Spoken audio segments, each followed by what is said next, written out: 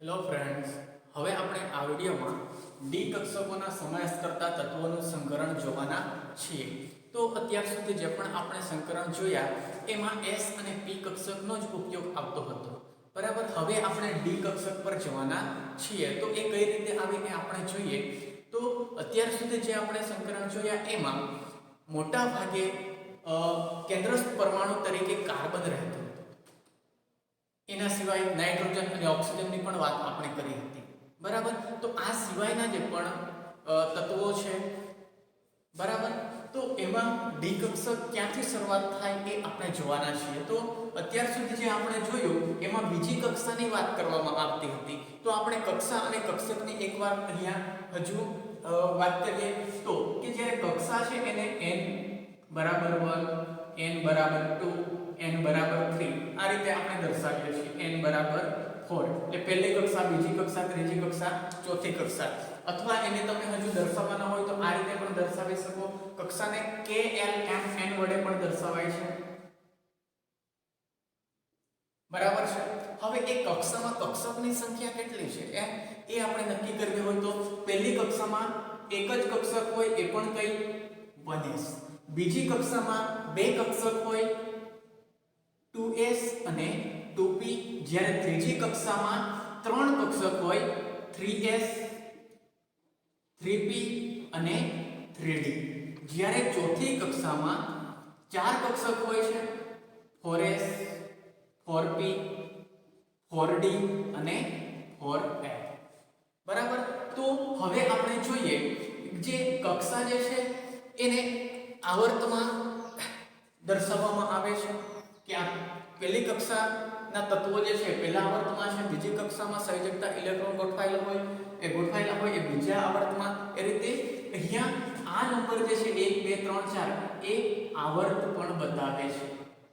તો અત્યાર સુધી જે પણ આપણે તત્વના સંકરણ જોયા એમાં S અને P નો ઉપયોગ થતો હતો. એટલે શું કે જે પણ કાર્બન, નાઇટ્રોજન, ઓક્સિજન માટે આપણે સંકરણ જોયા એ બીજા આવર્તમાં આવતા તત્વો છે. તો જે આપણે ડી કક્ષકની વાત કરતા છે તો ડી કક્ષક જે છે એ આ ત્રીજા આવર્તમાં રહેલી છે. એટલે ત્રીજા આવર્તમાં આવેલા કક્ષકો તત્વો જે છે એમાં આપણને ડી કક્ષકો પ્રાપ્ય હોય છે. તો આ પ્રમાણે આપણે જોઈએ આગળ sp, sp2, sp3 આ પ્રકારના સંકરણ થતા હતા. તો હવે કયા સંકરણ થવા જોઈએ તો કે spd. હવે આપણે અહીંયા જોઈએ તો ત્રીજા આવર્તમાં પહેલું સ્ટેપ આપણું આ થશે. ત્રીજા આવર્તમાં ડી કક્ષક આવેલી હોય છે. બરાબર, તો તેના કારણે અથવા પરિણામે હવે ત્રીજા આવર્તમાં જે પણ તત્વો છે એમાં આપણને મોટાભાગના તત્વોમાં આ S, P, અહીંયા આપણે થોડું અલગ રીતે લખશું. S, P અને D તો છે જ. બરાબર, અહીંયા હું N1 બતાવું છું. N1, N2 અને N3 નંબર અહીંયા આપણે દર્શાવી શકીએ છીએ. જોજો સંકરણ કેવું થશે કે sp d સંકરણ, sp2 d સંકરણ, sp3 d સંકરણ. આ પ્રકારના સંકરણ આપણને આ ત્રીજા આવર્તના ત્રીજા આવર્તના તત્વો જે છે એ આપતા હોય છે. તો આ એક પહેલું છે. પણ જ્યારે ઊર્જાની વાત કરવામાં આવે, આ કક્ષકની ઊર્જાની વાત કરવામાં આવે તો એમાં આપણને થોડી સામ્યતા જોવા મળે છે. એ સામ્યતા કઈ છે તો જ્યારે 3D કક્ષકની વાત કરવામાં આવે, પછી 4s કક્ષકની વાત કરવામાં આવે અને 4p કક્ષકની વાત કરવામાં આવે. તો આ પરિસ્થિતિમાં જ્યારે એની ઊર્જા નક્કી કરવા માટે આપણા ઉપર એક સૂત્ર છે n+l. અહીંયા લખું n+l, અહીંયા લખું n+l.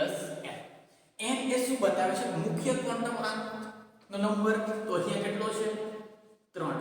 હવે l ના મૂલ્ય આપણે sp/df માટે કઈ રીતે નક્કી કરતા હતા? તો જોજો કે s માટે l નું મૂલ્ય 0, p માટે 1, d માટે 2 અને f માટે 3. તો ડી છે તો નંબર કેટલા આવે 2, તો અહીંયા જે સરવાળો છે એ આપણને 5 મળશે. જ્યારે 4s અહીંયા મુખ્ય ક્વોન્ટમમાં n એટલે 4 છે, l નું મૂલ્ય કેટલું છે તો કે 0. હવે સરવાળો 4 થશે.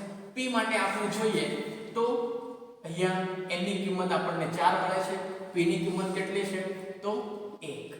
હવે જોજો કે અહીંયા આપણને સરવાળો 5 મળે છે.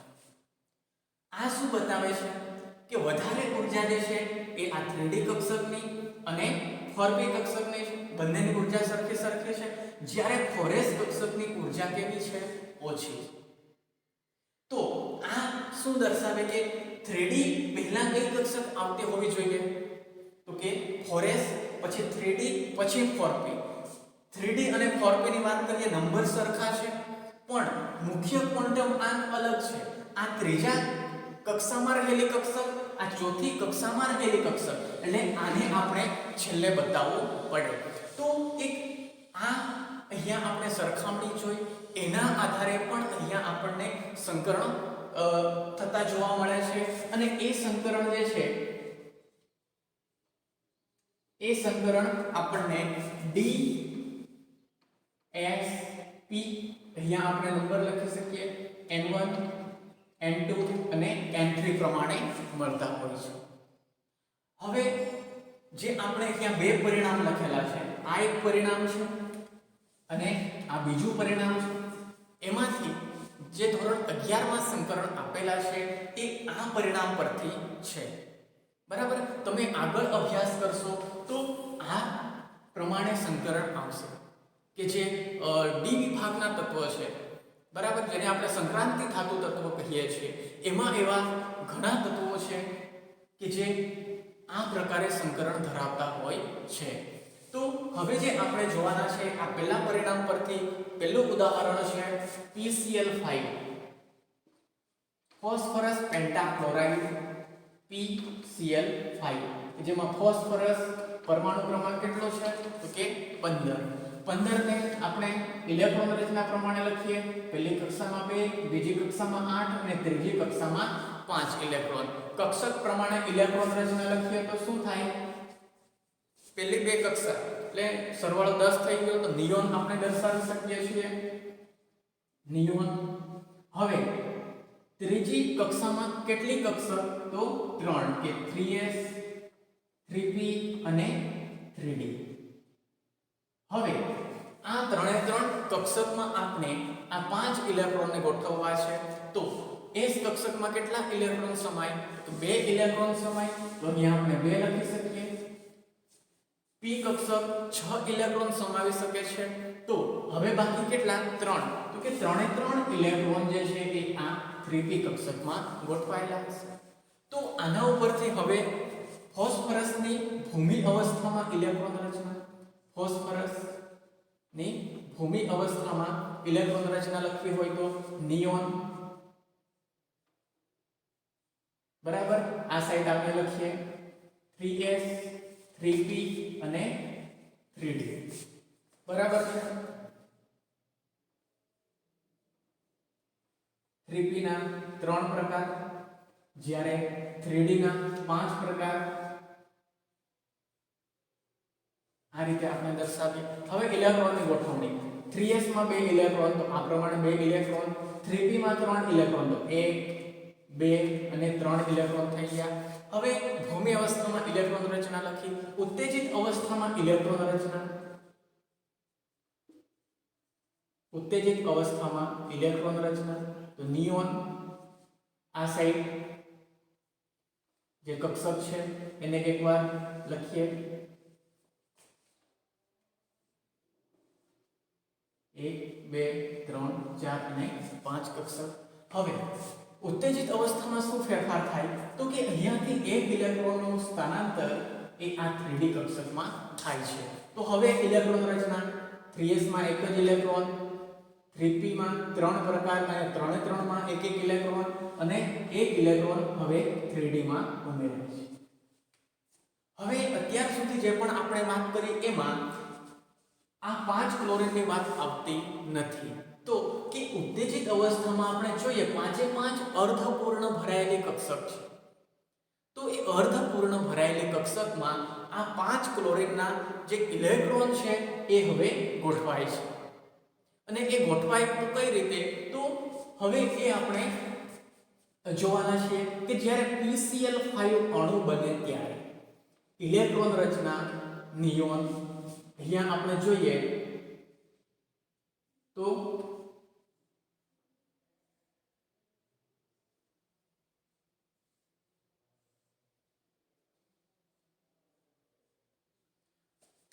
ઉત્તેજિત અવસ્થામાં જે ઇલેક્ટ્રોન રચના હતી એમાં કોઈ ફેરફાર થતો નથી. આ પ્રમાણે હવે કે જે આપણે 5 Cl ની અહીંયા વાત કરેલી છે એમાં કે આ પાંચે પાંચ Cl ને હું અહીંયા દર્શાવું છું. હવે એમાં શું થાય? તો કે આપણે જોઈએ એ પ્રમાણે ક્લોરીન પરમાણુ 7 સંયોજકતા ઇલેક્ટ્રોન ધરાવે છે. તો એમાં 3 ઇલેક્ટ્રોન યુગ્મ અને એક અયુગ્મિત ઇલેક્ટ્રોન છે અને એ 2p કક્ષકમાં રહેલો હોય છે. તો એ 2p કક્ષક જે છે એમાં 2px 2py અને 2pz એમાં આપણને ખબર છે કે જે સિગ્મા અને પાઈ બંધ બને એની વાત કરી હતી આપણે. તો અહીંયા જોઈએ તો s પ્રકારની એક કક્ષક અને p પ્રકારની એક કક્ષક વચ્ચે સંમિશ્રણ થાય અને એક સંકર કક્ષક બને અને એ સંકર કક્ષક દ્વારા જે બંધ બને એમાં કેટલા ઇલેક્ટ્રોન ભાગ લે છે? તો 2 ઇલેક્ટ્રોન. એટલે એ એક ઇલેક્ટ્રોન યુગ્મ બંધકારક ઇલેક્ટ્રોન યુગ્મ બની જવાનું. તો કે આ પરિસ્થિતિમાં અહીંયા જે છે આ ક્લોરીન પરમાણુ જે છે એ આ ફોસ્ફરસના એક ઇલેક્ટ્રોન સાથે ભાગીદારી કરી એક બંધ બનાવે છે. એવી જ રીતે બાકી જે 3p કક્ષક અહીંયા પણ આ ક્લોરીનની 3p ક્લોરીનની 2p કક્ષક એમની વચ્ચે સંકર કક્ષકો બનાવશે. તો આ પ્રમાણે અહીંયા આપણે જોઈએ તો જે સંકર કક્ષક માટે કોણ ભાગ ભજવે છે? તો કે એક s કક્ષક બરાબર. p કક્ષક કેટલી? 1 2 અને 3. તો એને આપણે શું લખી શકીએ? p3. અને d કક્ષક 1. તો અહીંયા d લખી શકીએ છીએ. અને આ પ્રમાણે અહીંયા આપણને sp3d સંકરણ જોવા મળે છે કે જેમાં s પ્રકારની એક અથવા એક s કક્ષક, 3p કક્ષક અને એક d કક્ષક દ્વારા સંકરણ અથવા સંમિશ્રણ થઈ સમાન આકાર અને ઊર્જા ધરાવતી 1 2 3 4 અને 5 સંકર કક્ષકો ઉત્પન્ન થાય છે. તેને sp3d સંકરણ કહે છે. અને આ પ્રમાણે જે અણુ તૈયાર થાય છે એ અણુનો આકાર એ ત્રિકોણીય દ્વિપિરામિડલ છે. આકાર ત્રિકોણીય દ્વિપિરામિડલ આકાર છે. તો એ આકાર કઈ રીતે જોવાનો અથવા દોરવાનો એ આપણે અહીંયા જોઈએ કે ત્રિકોણ એટલે કે આપણે આ રીતે વાત કરતા છીએ.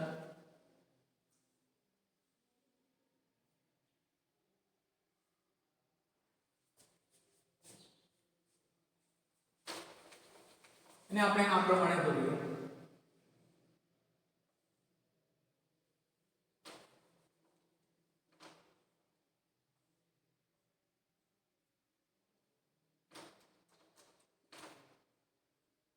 એક ત્રિકોણ છે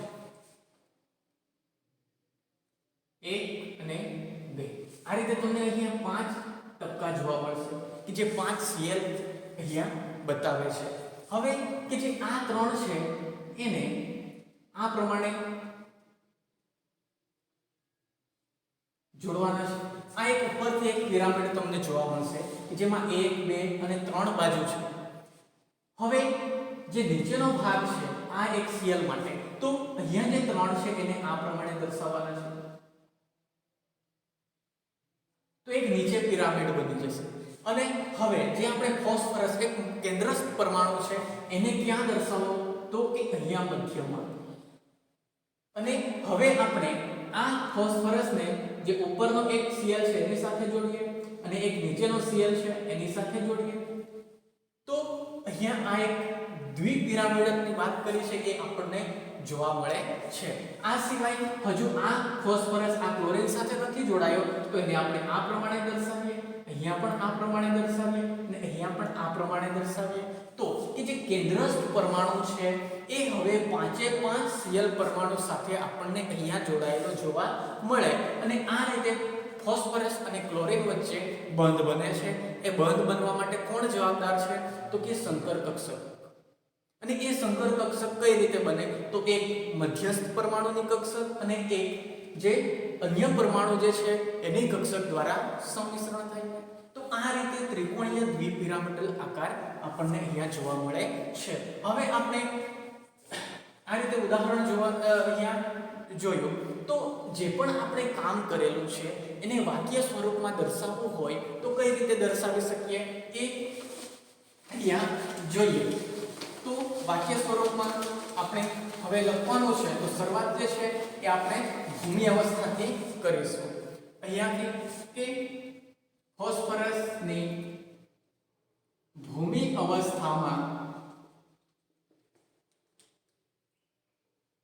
ઇલેક્ટ્રોન રચના નિયોન 3s2 3p3 છે. જ્યારે ઉત્તેજિત અવસ્થામાં અહીંયા આપણે લખીએ કે ફોસ્ફરસની ઉત્તેજિત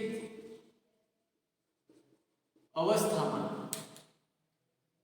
ઇલેક્ટ્રોન રચના નિયોન 3s1 3p3 3d1 છે. હવે શું થાય તો કે જે અણુ બને ત્યારે એક S 3p અને એક D કક્ષક દ્વારા સંમિશ્રણ થઈ સમાન આકાર અને ઊર્જા ધરાવતી 5 સંકર કક્ષકો ઉત્પન્ન થાય છે. તેને sp3d સંકરણ કહે